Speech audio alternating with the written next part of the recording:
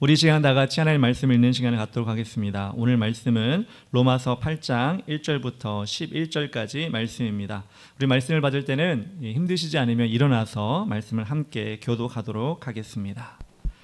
제가 1절 읽겠습니다.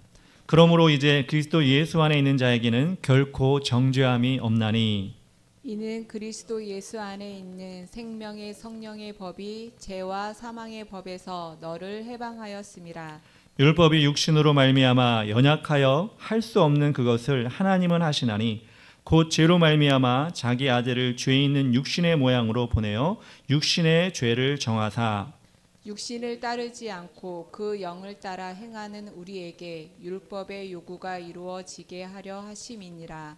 육신을 따르는 자는 육신의 일을 영을 따르는 자는 영의 일을 생각하나니 육신의 생각은 사망이요 영의 생각은 생명과 평안이니라. 육신의 생각은 하나님과 원수가 되나니 이는 하나님의 법에 굴복하지 아니할 뿐 아니라 할 수도 없음이라. 육신에 있는 자들은 하나님을 기쁘시게 할 수 없느니라. 만일 너희 속에 하나님의 영이 거하시면 너희가 육신에 있지 아니하고 영에 있나니 누구든지 그리스도의 영이 없으면 그리스도의 사람이 아니라. 또 그리스도께서 너희 안에 계시며 몸은 죄로 말미암아 죽은 것이나 영은 의로 말미암아 살아있는 것이니라. 11절을 다 같이 읽겠습니다.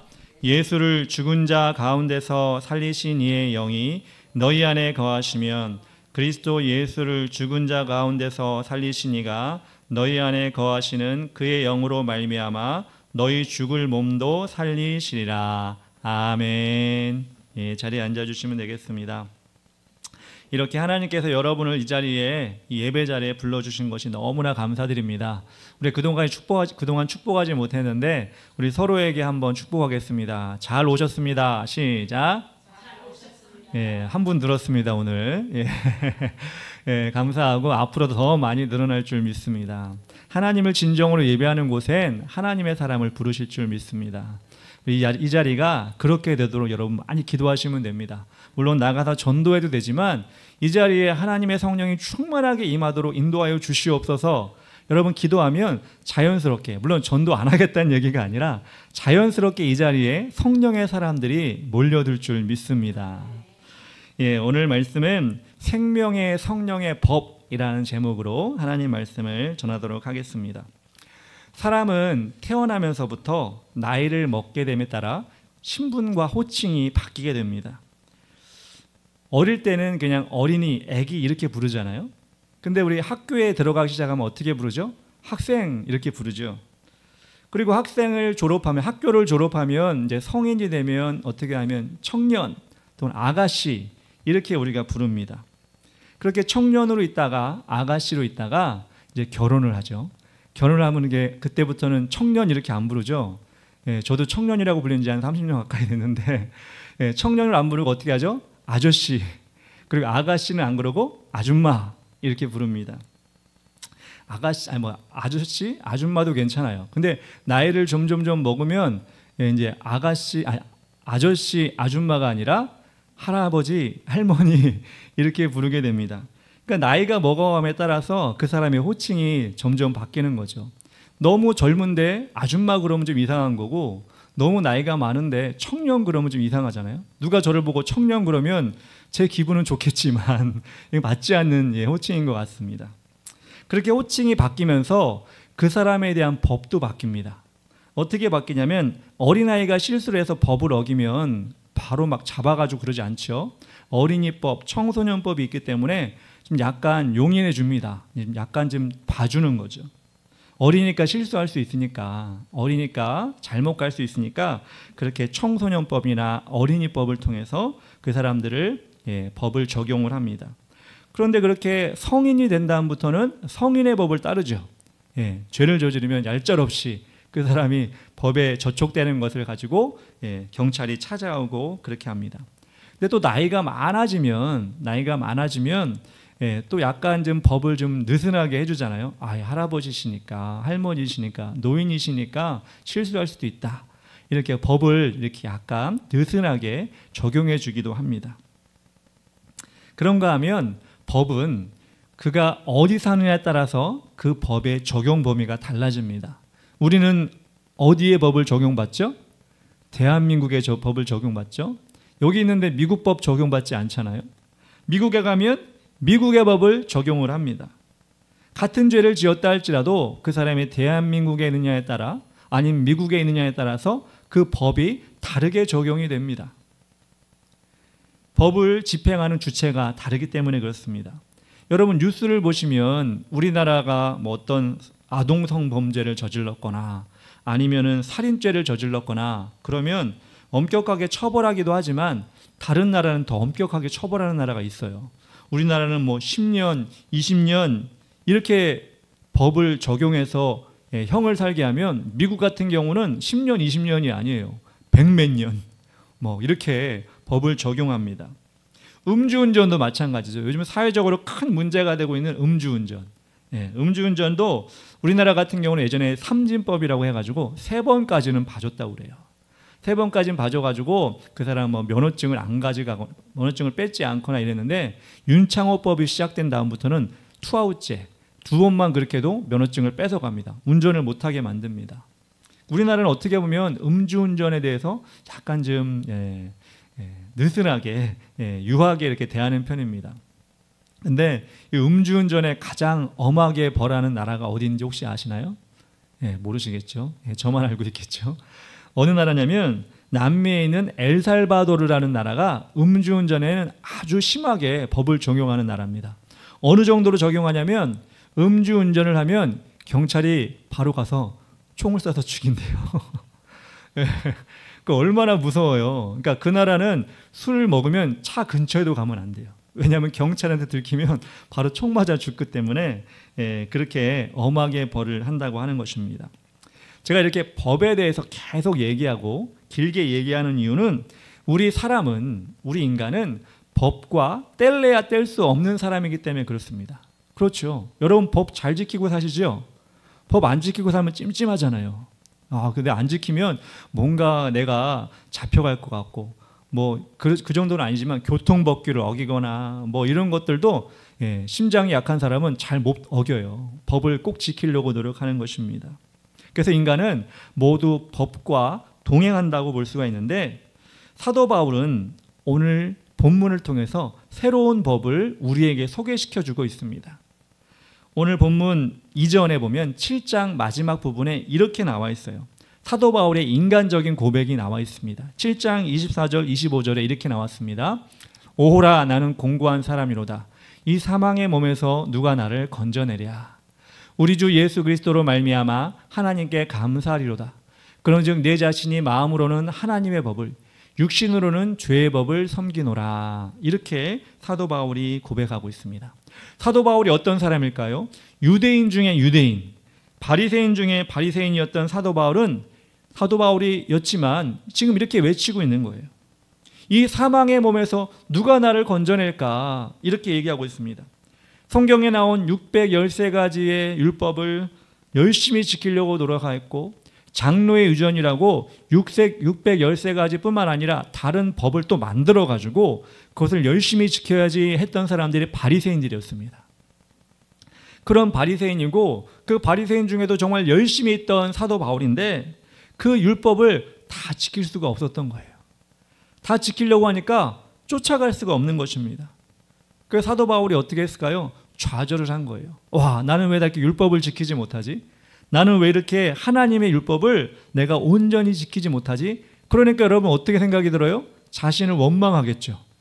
그리고 자신은 왜 이런 사람일까? 나는 왜 이렇게 못났을까? 이렇게 자신을 자꾸 자책하게 된 것입니다. 그런데 사도 바울에게 희망이 생겼습니다. 그 희망이 무엇이냐면 바로 새로운 법이 사도 바울에게 주어졌다는 것입니다. 그것이 무엇이냐면 생명과 성령의 법입니다. 오늘 2절을 다시 보면 이렇게 나왔습니다. 이는 그리스도 예수 안에 있는 생명의 성령의 법이 죄와 사망의 법에서 너를 해방하였습니다. 다른 서에 보면 너를이 아니라 나를 해방하였습니다. 이렇게 나왔습니다. 사도 바울이 이 말씀을 통해 자신이 고백하면서 은혜를 받고 기쁨을 얻었던 거예요. 왜? 예수님께서 하늘로 승천하시면서 제자들에게 무엇을 받으라고 하셨죠? 성령을 받으라고 하셨습니다. 그래서 우리 지난주에 말씀을 봤던 것처럼 마가의 다락방에 120명이 모여서 제자들이 뜨겁게 성령을 받기 위해 기도했을 때 하나님께서는 성령을 그들에게 부어주셨습니다. 각종 방언을 통해서, 이 방언을 함을 통해서 그들이 세상에 복음을 전하는 원동력을 얻게 됐다는 것입니다. 그것은 성령이 인류를 해방시킬 수 있는 다이너마이트와 같은 힘을 가졌다는 것을 의미합니다. 그래서 저희도 그렇고 세계 여러 나라 사람들도 마찬가지로 그렇게 나는 왜 이렇게 살지? 나는 이렇게 죄를 짓고 살지? 나는 구제불능이야. 이렇게 살아가고 이렇게 자책하는 사람들에게 생명의 성령의 법을 허락하심을 통해서 그 사람들을 해방해 주셨다는 것입니다. 그래서 우리는 생명과 성령의 법을 우리가 어떻게 이것을 우리가 받아들여야 되는지, 생명과 성령의 법을 통해 우리는 어떻게 하나님이 기뻐하시는 삶을 살 수 있는지 오늘 말씀을 통해서 여러분들이 잘 한번 깨달아 봤으면 좋겠습니다. 첫 번째로 율법을 뛰어넘는 정결함을 얻게 하십니다. 생명과 성령의 법은 율법을 뛰어넘는 정결함을 우리에게 주신다는 것입니다.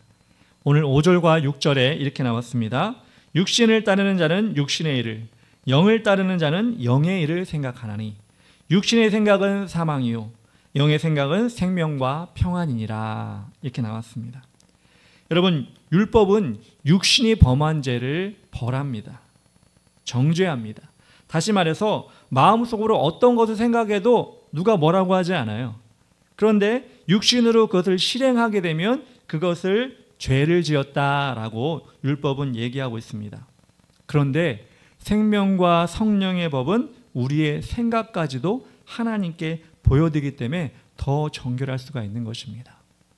내 머릿속에, 내 마음속에 있는 것들은 사람들이 안 보니까 마음대로 해도 되지만 내 행동만 조심하면 되지, 이렇게 살아가면 여러분 좀 편할 수 있겠죠? 그런데 생명과 성령의 법이 내 안에 들어오면서 내가 생각하는 것까지도 하나님이 보시는구나 라고 생각하면 내 생각부터가 깨끗해지고 정결해지는 것입니다. 세상의 법을 우리가 익숙하다 보니까 내 맘대로 내 멋대로 생각하고 내 생각은 자유지 뭐 이렇게 살아갈 수 있죠. 그런데 여러분, 예수 믿는 사람들은 생명과 성령의 법을 통하여서 자신의 모든 것들을 하나님께 보여드린다는 것입니다. 제가 대학교 다닐 때 CCC라는 단체에 있었어요. 거기서는 예수 믿는 청년들이 모여서 대학교 선교, 그 학교에 있는 학생들을 복음을 전하기 위해서 모여있는 단체였어요. 그 친구들과 여럿이 몰려다니고 재미있게 신앙생활도 열심히 했습니다. 그래서 뭐 예배가 끝나거나 어디 예배를 가거나 그러면 친구들과 같이 모여가잖아요. 모여가는데 그렇게 다른 장소 갈 때마다 한 친구가 뭐라고 중얼중얼 거리는 거예요. 딴 사람한테 얘기하는 게 아니라 자신한테 얘기하는 듯이 중얼중얼 거리는 거예요.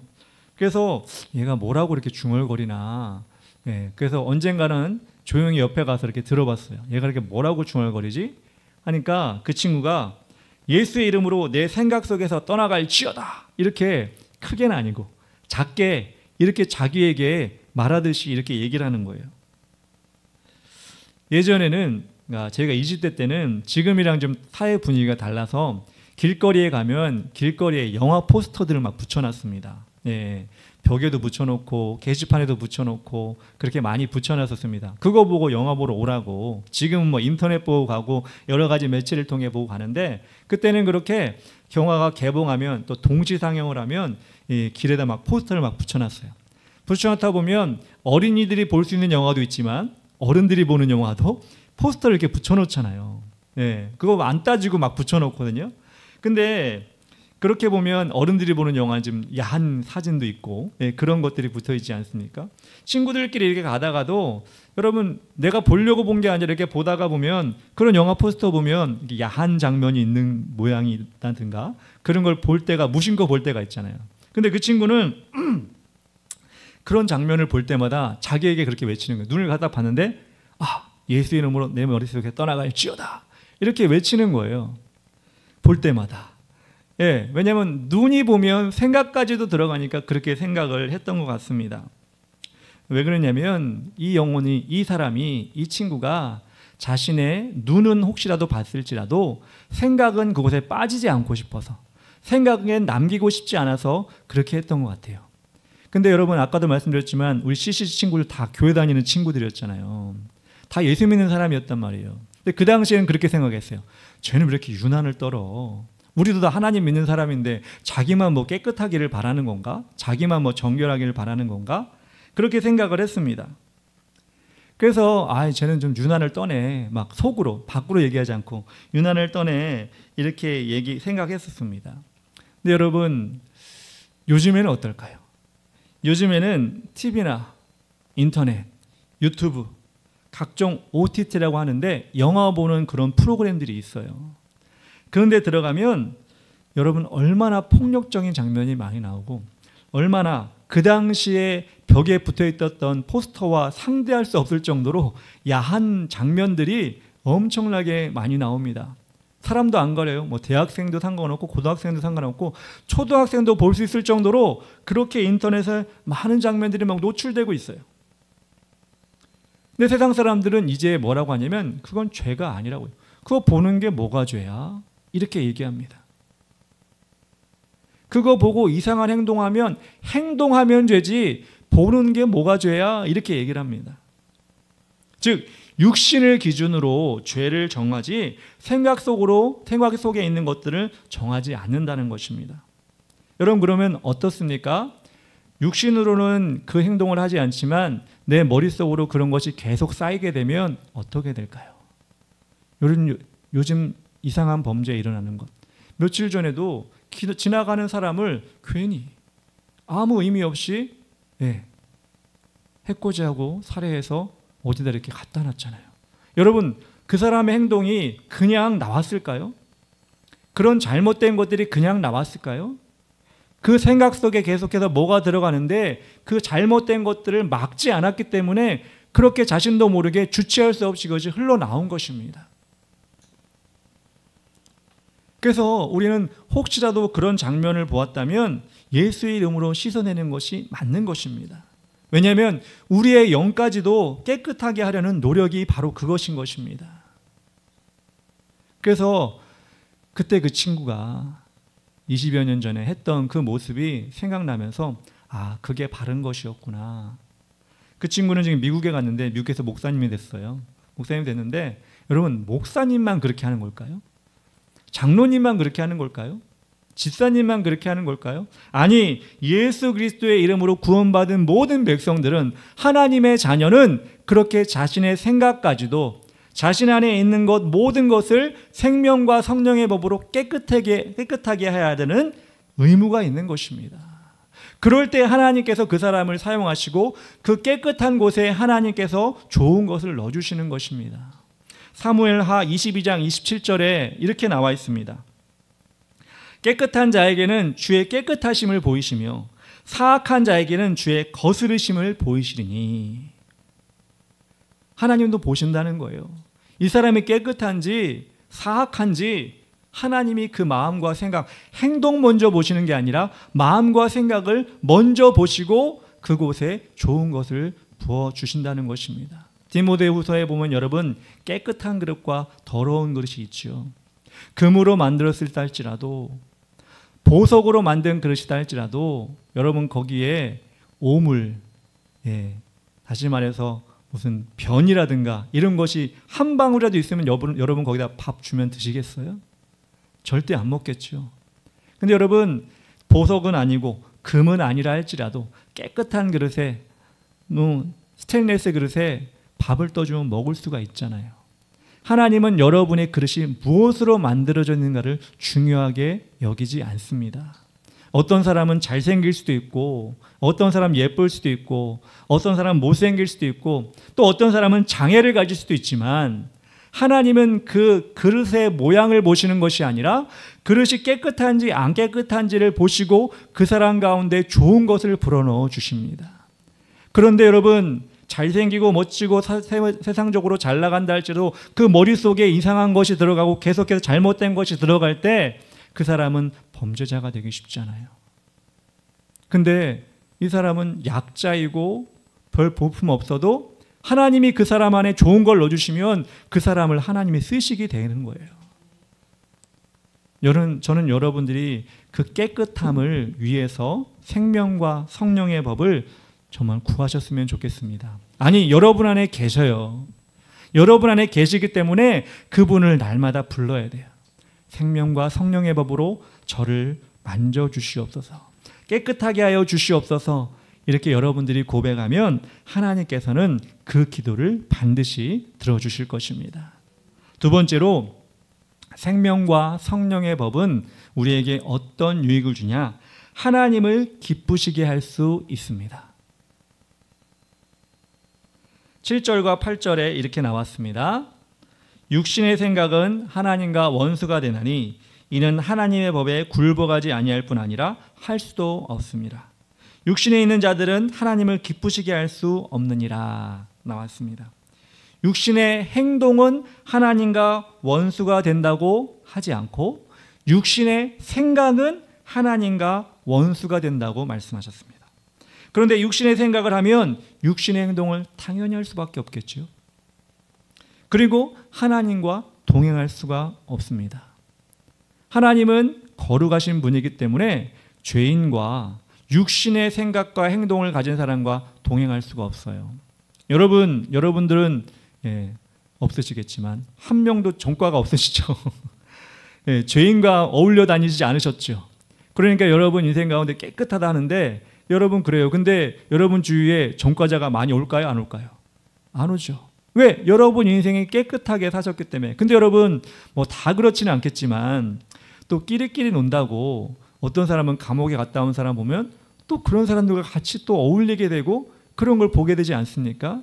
왜? 끼리끼리 같은 성향끼리 모이기 때문에 그렇습니다. 근데 하나님은 거룩한 분인데 여러분이 하나님과 동행하기 위해서는 어떻게 해야 돼요? 거룩해야 됩니다. 거룩하게 살 때 하나님께서는 여러분과 늘 함께 하시는 것입니다. 이사야 53장 6절에 우리는 다 양 같아서 각기 제 길로 갔거늘 이라는 말씀이 있습니다. 각기 제 길로 갔거늘의 온전한 표현은 제멋대로 놀아났거늘 이라는 걸 여러분 들어보셨죠? 하나님이 원하시는 생각을 품지 않으면 제멋대로 놀아나게 되는 것입니다. 제멋대로 살아가게 되면 삶의 방향과 삶의 방법이 하나님이 원하지 않는 방향으로 가게 되는 것입니다. 하나님을 기쁘시게 했던 대표적인 인물이 누굽니까? 여러분, 에녹이라는 사람입니다. 창세기에 나오죠. 길지도 않아요. 에녹 얘기가 뭐 한 장 다 들어가지도 않아요. 몇 절밖에 안 돼요. 근데 하나님은 에녹이 창세기에서 유일하게 죽음을 맛보지 않고 하늘나라 간 사람이라고 표현하고 있어요. 300년간 하나님과 동행하다가 천국에 죽지 않고 간 사람이 바로 에녹입니다. 히브리서에는 에녹을 이렇게 이야기하고 있습니다. 다 같이 한번 히브리서 11장 5절 한번 읽어볼까요? 시작.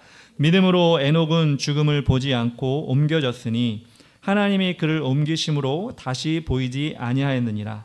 그는 옮겨지기 전에 하나님을 기쁘시게 하는 자라 하는 증거를 받았느니라. 아멘. 하나님과 동행하는 것이 하나님을 기쁘시게 하는 것입니다. 다시 말해서 우리의 생각과 행동 속에 하나님의 뜻과 생각을 품는 것이 동행입니다. 행동으로 동행한다고 할 때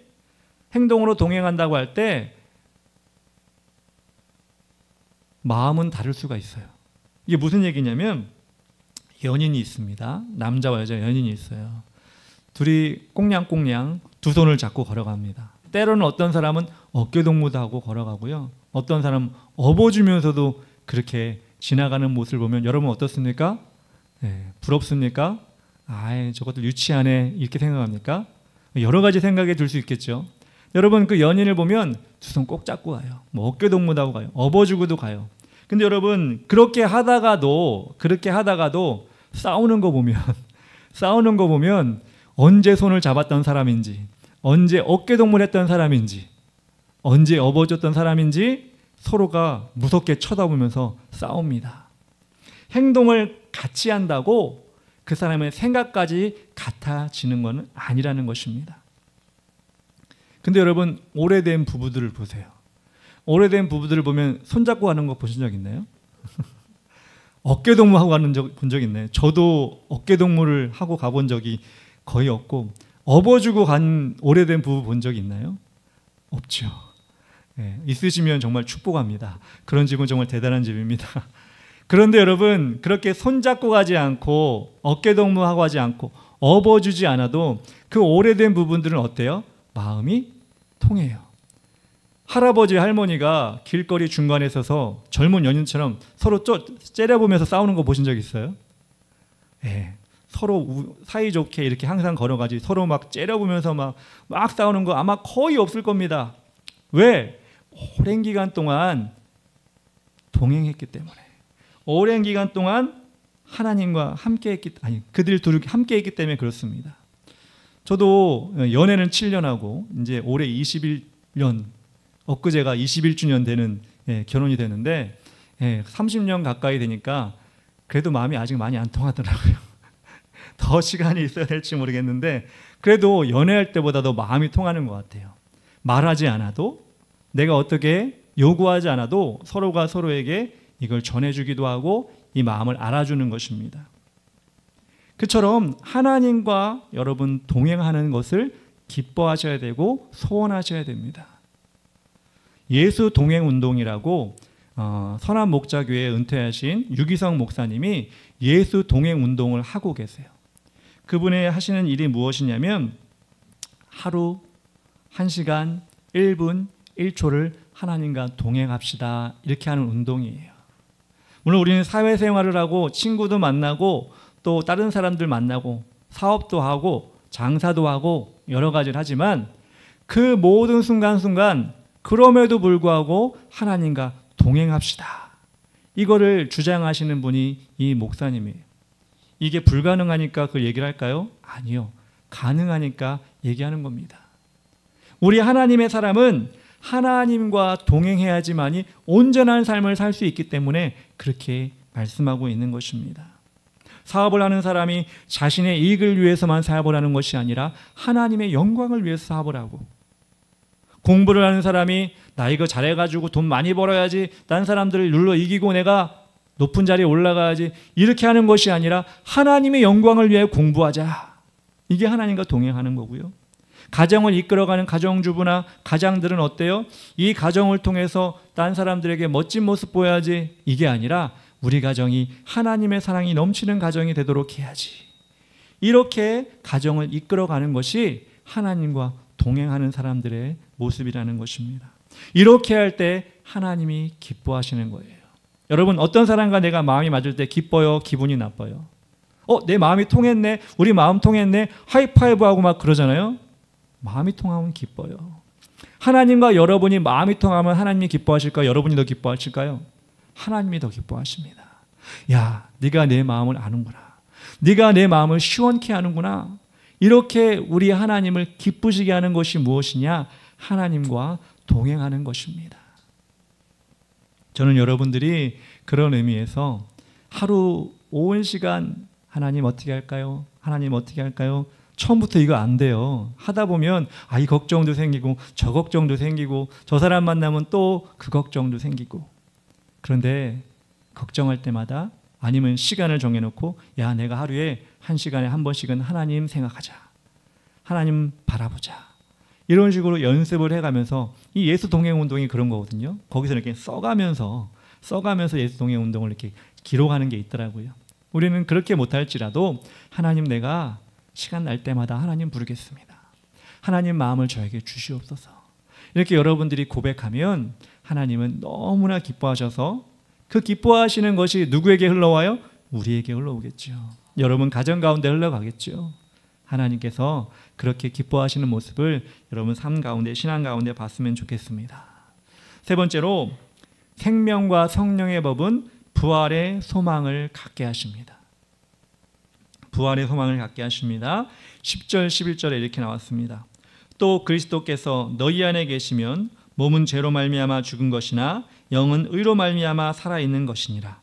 예수를 죽은 자 가운데 살리신 이의 영이 너희 안에 거하시면 그리스도 예수를 죽은 자 가운데 살리신 이가 너희 안에 거하시는 그의 영으로 말미암아 너희 죽을 몸도 살리시리라. 너희 안에 거하시는 그 영이 누구예요? 성령님이죠. 성령님이 우리를 살려주신다. 죽은 몸도 살려주신다. 죽지 않았으면 영원히 살게 하신다. 이것이 부활의 소망 아니겠습니까? 여러분, 세상은 영원하지가 않죠. 그리고 우리 육신도 영원하지가 않습니다. 요즘엔 100세 시대니까 정말 80, 90세, 100세 되신 분들도 건강하게 잘 사시는 것 같아요. 근데 200세까지는 아마 힘들 것 같아요. 네, 저도 그걸 바라진 않습니다. 누구나가 마찬가지로 오래 살고는 싶지만 또 아픈 건 싫고, 아프다가보다는 또 이제 빨리 천국에 가고 싶어 하기도 하고 여러 생각이 있습니다. 여러분, 그런데 세상에는, 세상 사람들은 그렇게 아프고 힘들고 오래 살고 싶어 하지만 희망이 없어요. 그냥 죽으면 끝이다. 죽으면 그냥 아무것도 없지 이렇게 하지만 우리는 그렇게 생각하지 않잖아요. 우리는 영원한 천국의 소망, 부활의 신앙을 가지고 있는 사람들입니다. 그래서 세상 사람들은 죽음 이후의 것들을 아무것도 기대하지 않으니까 얼마나 서글픕니까? 늙으면 죽어야지. 근데 죽은 후에 뭐가 아무것도 없다. 그러면 얼마나 그 마음속에 허하겠습니까? 그런데 우리는 예수 그리스도께서 우리를 위하여 죽음에서 부활하신 것을 통해 우리도 부활하시게 하시겠다는 그 약속을 우리에게 분명히 주셨습니다. 그렇기 때문에 우리는 세상 사람들처럼 고난을 당하기도 하고 세상 사람들처럼 아프기도 하고 여러 가지 장애물 가운데 힘들기도 하지만 그 사람들은 없는 우리에게만 있는 것이 있는데 그것이 무엇이냐면 이 고난 끝에는 우리를 위하여 천국을 예비하신다는 하나님의 약속이 있는 것입니다. 그 약속을 붙잡으면 우리가 이 세상 살면서도 조금 덜 힘들 것 같아요. 아니, 기쁨이 넘칠 것 같아요. 근데 그 약속을 우리에게 날마다 우리에게 가르쳐 주시는 분이 누구예요? 성령님이십니다. 그래서 생명과 성령의 법이 우리 안에 있으면 그 약속이 날마다 생각나는 거예요. 여러분, 모르겠어요. 저는 그런 계약서를 가지고 있지 못해서. 여러분, 강남에 아주 좋은 땅이 하나 있다고 생각해요. 근데 여러분 이름으로 계약서가 돼 있어요. 계약서가 돼 있으면 여러분들 기분이 좋을까요? 안 좋을까요? 자다가도 내 강남에 여기 평당 2천만 원짜리 땅이 있지. 아들이 힘들게 하고 딸이 힘들게 하고 주위 사람들 힘들게 해도 여러분 때로는 내 강남에 이거 평당 몇 천만 원의 땅이 있으니까 그래도 괜찮아. 우리 마음에 좀 그런 안도감이 있는 것 같아. 있을 것 같아요. 저는 없어 봐서 모르겠어요. 강남에 있는 사람들은 아마 있는지 모르겠는데 그 사람들도 보면 그렇게 땅이 있어도 또 힘들어하긴 하더라고요. 왜냐하면 세상 것은 아무 의미가 없기 때문에. 근데 우리에게는 영원한 천국이라는 부활하게 하시겠다는 하나님의 생명과 성령의 법을 통하여 우리에게 그 약속을 알려주신다는 것입니다. 어떤 권사님이 계셨어요. 남편 없이 홀몸으로 행상을 하시고 콩나물 장사를 하시면서 자식들 교육을 시켰습니다. 이 권사님은 신앙을 열심히 지키면서도 검소한 생활을 하셨습니다. 자식들이 다 성공하고 장성했는데 자식들과 같이 사시질 않는 거예요. 혼자 자그마한 오두막집에 이 권사님이 사셨습니다.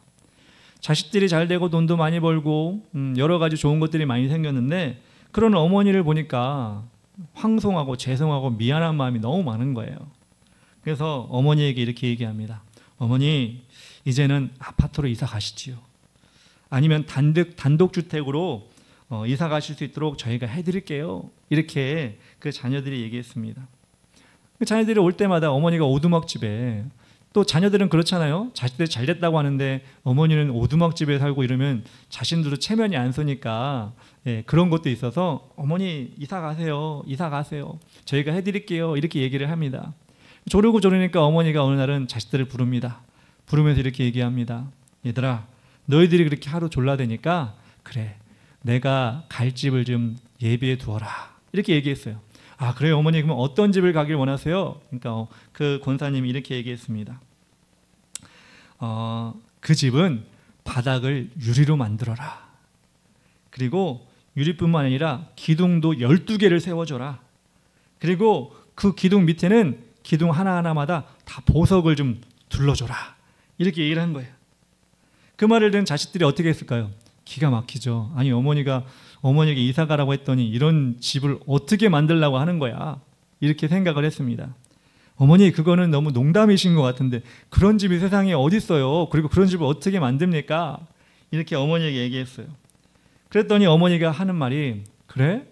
그런 집 없으면 그냥 관둬라, 이렇게 얘기를 한 거예요. 나는 그런 집이 이미 다 있다, 이렇게 얘기하시는 거예요. 이 집은, 이 권사님이 얘기한 집은 어딜까요? 바로 천국에 있는 집이었던 거예요. 지금 오두막집에 살고 계시지만 이 천국에서는 유리로 된 바닥에 12기둥을 세워놓고 그 밑에는 보석으로 둘러있는 그 아름다운 집이 지금 내가 오두막집에 살고 있지만 영원한 천국에 있다는 것을 믿고 있었다는 거예요. 그게 누가 가르쳐 준 거예요? 생명과 성령의 법으로 가르쳐 주신 것입니다. 그러니까 확신하고 있었기 때문에 그 권사님은 지금의 삶 가운데 어려움과 힘듦을 다 이겨낼 수 있었다는 것입니다. 요즘 세상을 보면 정치인들이 또는 경제인들이, 권력자들이 그렇게 하잖아요. 법을 바꿔요. 어떻게 바꿀까요? 자신에게 유리하게 바꿉니다. 자신의 감옥 가지 않게 하려고 바꾸고, 자신이 돈 많이 벌게 하려고 법을 자꾸 바꿔요. 그러다 보니까 자신들은 유리해질지 모르겠는데 피해를 보는 사람들이 자꾸 생겨요. 네. 어때요, 여러분들? 기분 좋으세요? 안 좋으시죠? 왜 우리에게는 안 좋은 법을 자꾸 만들까? 왜 그들만 잘 되고 돈 버는 법을 만들까? 이렇게 우리는 기분이 나쁘고, 그렇다고 우리가 어떻게 할 수가 없어요.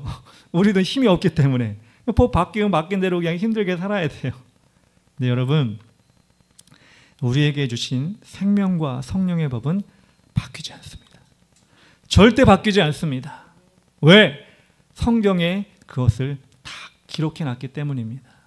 예수 그리스도의 십자가의 그 보혈을 의지하고 자신의 죄를 다 하나님께 내어놓고 회개하면 하나님께서 그 죄를 다 용서해 주신다고 말씀하셨습니다. 그 은혜를 가지고 열심히 신앙생활하면 하나님께서 우리를 마지막 때에 하늘로 천국으로 인도해 주시겠다고 성경에 분명히 적어 놓으셨습니다. 그렇기 때문에 세상 사람들처럼 이 법 바뀌면 어떡하지? 하나님이 또 이거 법 바꿔놓으면 어떡하지? 그럴 염려가 없어요. 하나님께서 분명 이 성경 말씀은 1.1획도 변함이 없을 것이다. 2000년 전부터, 아니 3000년 그 이상 전부터 적어놓은 그 성경을 절대로 바꾸지 않으시는 분이 우리 아버지 하나님이시기 때문입니다. 우리 하나님은 그런 분이십니다. 그렇기 때문에 우리는 안심할 수 있습니다. 그렇기 때문에 우리는 예배하면서 기쁨이 넘칠 수가 있어요. 사도 바울이 그렇게 유대인 중에 유대인으로, 바리새인 중에 바리새인으로 열심히 살았지만 나는 공고한 사람이로다, 이 사망의 몸에서 누가 나를 건져낼까 할 때 생명과 성령의 법이 그들을 해방시켜 주신 것처럼 여러분에게도 그 생명과 성령의 법을 주셨기에 사도 바울처럼 우리는 기뻐하고 또 기뻐할 수 있는 것입니다. 여러분, 생명과 성령의 법을 여러분이 받으셨다면 여러분의 육신뿐만 아니라 마음까지도, 우리의 생각까지도 정결하도록 만드셨으면 좋겠습니다. 그리고 에녹처럼 하나님과 동행했으면 좋겠습니다. 눈에 안 보이는 하나님이지만 하나님과 나의 생각이 맞아서, 하나님과 나의 생각이 딱 맞아서 하나님도 기쁘시고 나도 기쁘고 우리 인생이 기뻐하는 그런 인생으로 살았으면 좋겠습니다. 그리고 마지막으로는 여러분들에게 주신 부활의 그날을 기대하셨으면 좋겠습니다. 나는 아무 낙이 없어, 돈도 없어, 자식도 그래. 여러분, 세상 사람들이 하는 얘기예요. 아무 낙이 없는 게 아니라 가장 큰 낙이 있습니다. 천국에 하나님께서 우리를 인도하신다는 그 약속입니다. 그 약속을 여러분들 오늘도 이 예배 가운데, 아니 세상에 나가서도 꼭 잊지 마시고 성령님이 여러분에게 주시는 그 음성, 생명과 성령의 법을 꼭 붙잡고 살아가는 여러분 되었으면 좋겠습니다. 이 시간 나같이 찬양하면서 하나님께 기도하며 나가기 원하는데요, 성령이여 임하소서, 우리에게 임하소서. 이 시간 나같이 찬양하며 나가겠습니다.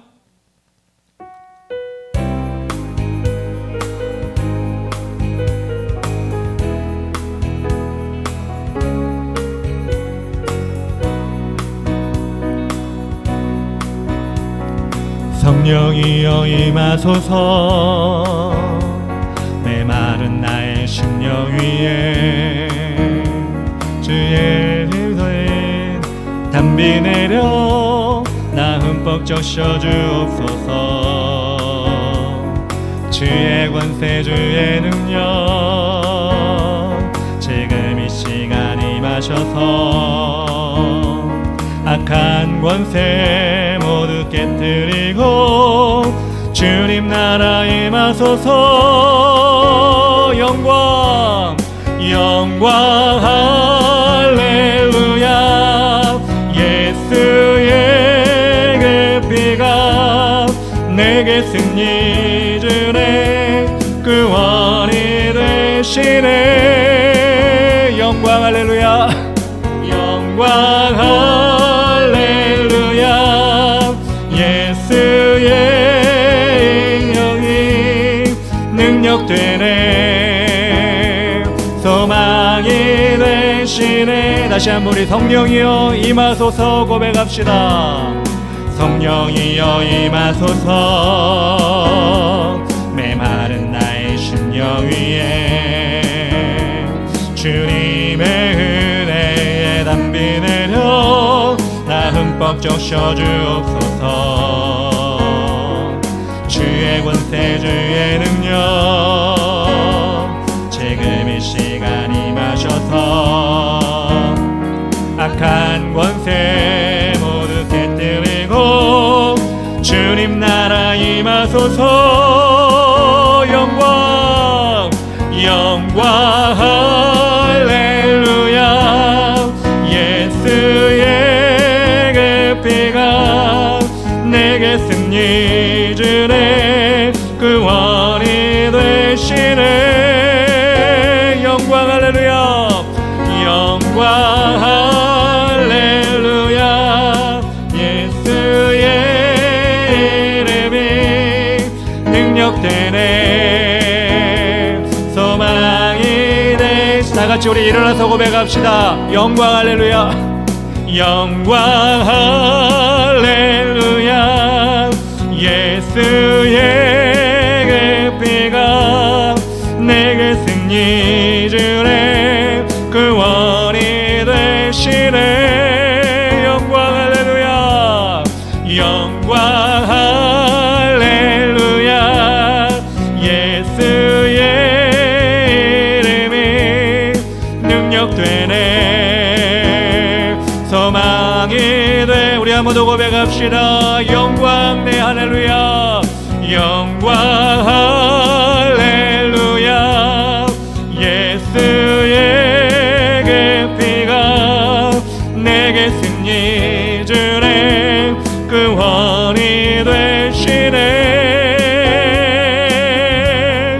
영광 할렐루야. 예수의 이름이 능력되네 소망이 되시네. 아멘. 우리 시간 나가지 기도하며 나가기 원합니다. 하나님, 사도 바울에게 주신 생명과 성령의 밥을 우리에게도 허락하여 주시니 감사합니다. 우리 하나님의 자녀가 되어 이제 생명과 성령의 밥을 내 마음에 모심으로 하나님 정결하게 하여 주시옵소서. 또한 아버지 주님과 동행하게 하여 주시옵소서. 그리고 천국의 소망, 부활의 소망을 가질 수 있도록 인도하여 주시옵소서. 이것이 하나님의 자녀들이 가지는 가장 큰 아버지 하나님 은혜이며 유익인지 믿사오니 하나님 우리 삶 가운데 하나님 성령을 잊어버리지 아니하고 생명과 성령의 밥을 우리 만판에 새기고 살아갈 수 있도록 도와주시옵소서. 주 이름 부르며 다 같이 기도하며 나아가겠습니다.